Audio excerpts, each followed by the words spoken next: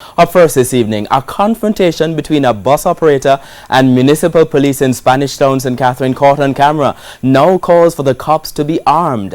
The attack happened last month, and as you'll hear in this primetime news report, municipal police say they are becoming far too frequent. TVJ's Kirk Wright has their story. This altercation between two municipal police officers, bus driver and his conductor, ended with one of the officers suffering a broken jaw. The incident happened in July on King Street in Spanish Town, St. Catherine. But that was just one of several such incidents. William Manava, the enforcement officer of the St. Catherine Municipal Corporation, says he too was attacked and injured on the job. Me was hit by a stone at Burke Road. Our vehicle windshield was hit out by unruly taxi drivers and vendors along Burke Road the same day. Mr. Malava believes the municipal officers are constables, yet they are not armed with guns or pepper spray. He thinks that's why people find it so easy to attack them while they are on the job. Mr. Malava is lobbying for a change.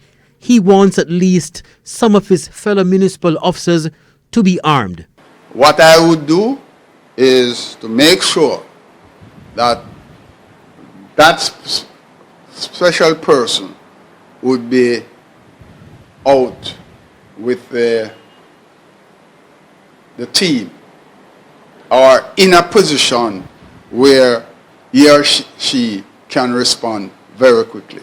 He says order is needed in Spanish Town, especially among the vendors and taxi operators who constantly block the roads. Bus drivers are not excluded. The Bayside buses park right at the intersection and they don't want nobody to talk to them. They block it, sometimes the traffic spill right back down to the station.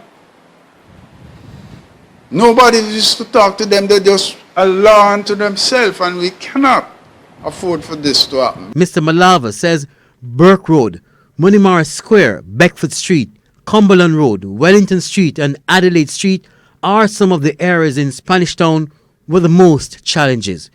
Kirk Wright, TVJ News.